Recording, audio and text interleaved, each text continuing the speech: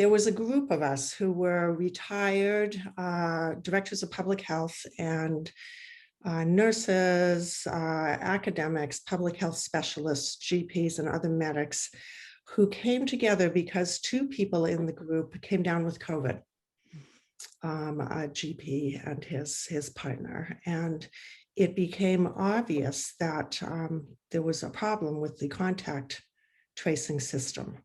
So people who knew each other in the original core group asked, what's going on here? Why aren't things working better than they are?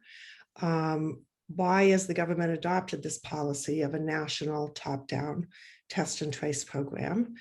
And is it possible to do local community-based contact tracing? So the first thing that was done last spring was basically a feasibility pilot where we asked, is it possible, because at that point in time, as you know, it was national people setting up the program, not local. Local were not involved at all. So we asked, is it possible to recruit volunteers to do contact tracing? And if they are recruited, can we train them? Can we train them to a standard that's acceptable using CDC and WHO guidelines for contact tracing? And if we can create a volunteer workforce, then is it possible to retain them? What kind of support is actually needed to keep these people on the ground continuing to do the contact tracing? So the pilot was set up and a formal evaluation was done. And the short answer was yes, it's possible to do this. We then moved on to hospitals because we were wondering, why isn't contact tracing being done amongst hospital patients? And with the collaboration of consultants in the Sheffield teaching hospitals, we recruited medical students that we've been working with previously in our activities, and also collaborated with public health to look at, is it possible to actually do contact tracing in a hospital setting? And what was found from that pilot was that approximately 2/3 of the people that are in hospital currently are not contacted regarding COVID-19, and it is possible to do contact tracing in that setting. The group has published, and the panel probably has some of this in their documentation.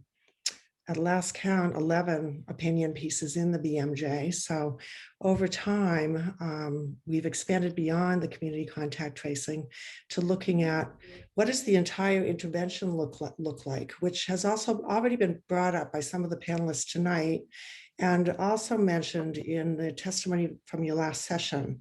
And we think that really the contact tracing can't be isolated, as previous witnesses have said, from the other aspects of find, test, trace, support, and isolate. It needs to be part of an integrated package. So since we weren't allowed in Sheffield or any other local areas to do contact tracing, we moved on to saying, if we think of these as pieces of a puzzle that need to be integrated, then how can we work on the other pieces of the puzzle since we're not allowed to help with the contact tracing?